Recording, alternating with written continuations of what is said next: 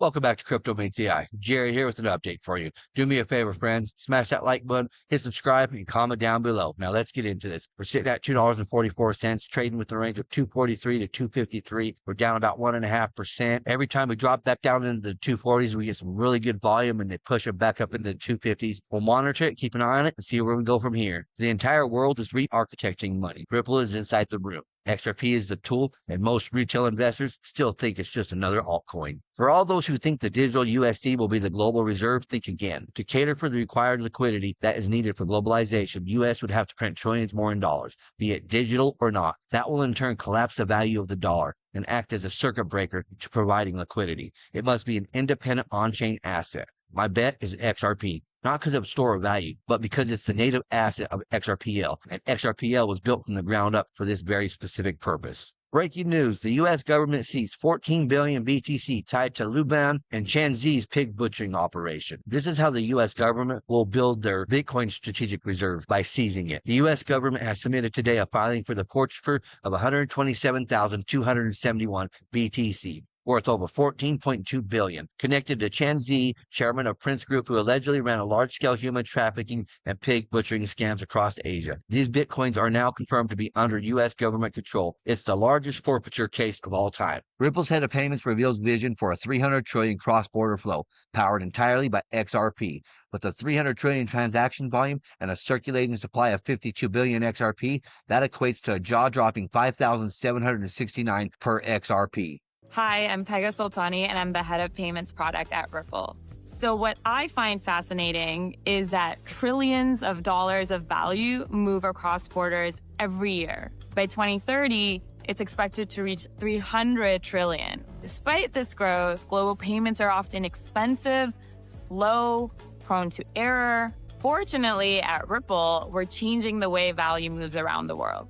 We use blockchain technology and digital assets to enable faster, more affordable, and more transparent payments for both our customers and their customers. Here's how it works. Let's say a business wants to send pounds from the UK to the Philippines. First, they request an FX quote on pricing and foreign exchange. The business receives the quote, approves it, and then submits payment instructions. A digital asset acts as a bridge currency moving from the UK to the Philippines. It is then converted to local currency through Ripple's global partner network. The recipient then receives the exact amount quoted to them in Philippine pesos in real time. It's that simple. And when you're ready to scale to new corridors, Ripple's global payout network provides access to key markets and currencies, including many that were traditionally difficult to reach. You can start transacting within as little as 3 weeks, and your payments will settle in seconds, not days.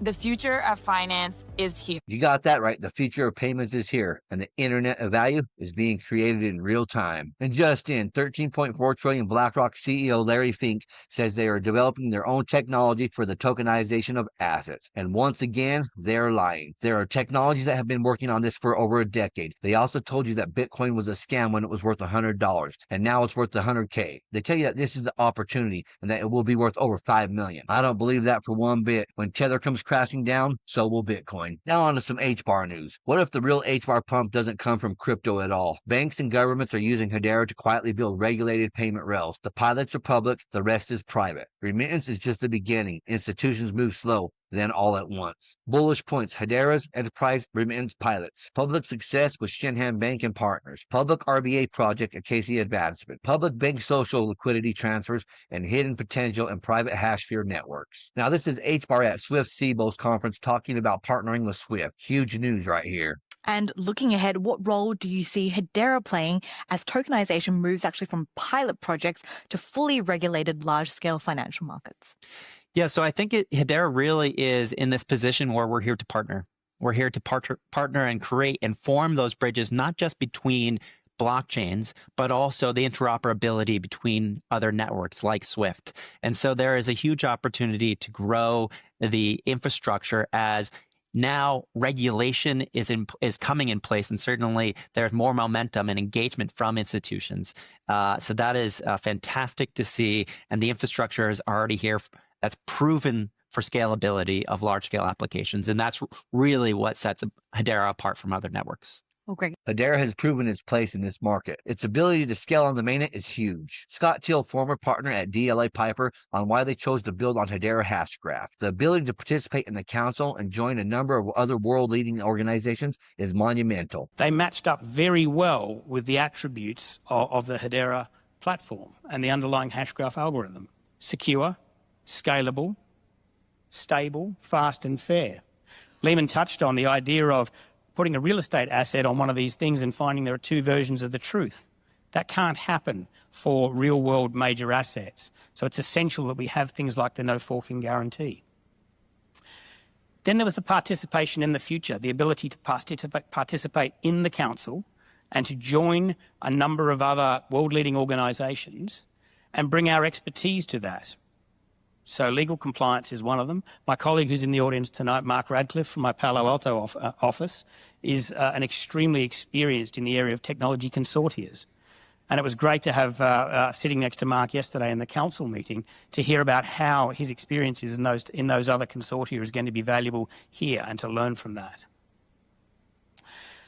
Then perhaps the most interesting thing of all, though, was to actually get together with the other council members, and we're looking forward to there being more of those in due course, and to work collaboratively with them. Perhaps one of the most interesting parts of the first meeting yesterday was when we had a brainstorming session. What are the use cases you're thinking about? And it was truly fascinating to see what went up on the board, the depth of thinking that had gone into it, the diversity of applications and solutions that our fellow council members were thinking about. So I think what we're going to be able to do by participating in this is leverage that expertise, work with our clients, and we have a ready-made consortia of members we can go to, again, to participate with how are we going to build these solutions? How are we going to build it together? We're just a law firm. We have an important role to play, but it surely isn't the only role. And this is a great opportunity for us to be able to work with other world leaders in this area. This is why I have my favorite four: XRP, XLM, HBAR, and XDC. You can't go wrong with those. This is not financial advice. Now some ZBEC news. Boy, oh boy, something huge is brewing. I called it last week, spotted this shady wealth transfers hinting at Kraken and ZBCN listing, dropping October 15th. And now, the past few hours have been insane with wallet moves. And like XRP and Ripple, ZBEC is going to be a global company. ZBEC is at Blockworks Digital Asset Summit in London today. The UK is having its fintech moment with collaboration between innovators, institutions, and regulators, shaping the future of digital assets and Web3 across the EU and beyond. 15 billion Bitwise CIO Matt Hogan. The real bull story for crypto is institutional money. The freight train is moving and XRP is on the tracks. Stay ready. The next wave isn't retail, it's Wall Street, my friends. What's on the horizon? Maybe some government, maybe finally getting some domestic regulation or clarity on what it's going to look like. Is that what's next for Bitcoin? So for a short-term catalyst, for sure, progress on the Clarity Act in Congress, if we see that, if the government reopens, would be positive for crypto. But the real bull story for crypto is just the slow-moving freight train of institutional investment. I've probably done a half dozen meetings with institutional investors and financial advisors over the last 2 days. None of them talked about what happened over the weekend. None of them talked about the liquidations Meltem talked about. They talked about this need to get exposure to crypto. They're currently on 0. They're going to 5%. That's the big story. It's a slow-moving bull market, but it's a very strong long-term bull market from my view. What's on the horizon? And I'll end this with my favorite words of all. The institutions are here. Well, that's what I have for you folks. Until next time, stay savvy, stay stacking, and I'll catch you in the next one. If you enjoyed this, smash that like button, hit subscribe, and comment down below. And if you want more crypto deep dives, check out our videos right here on Crypto Meets AI. Thank you for watching. Remember to always do your own research. This is not financial advice.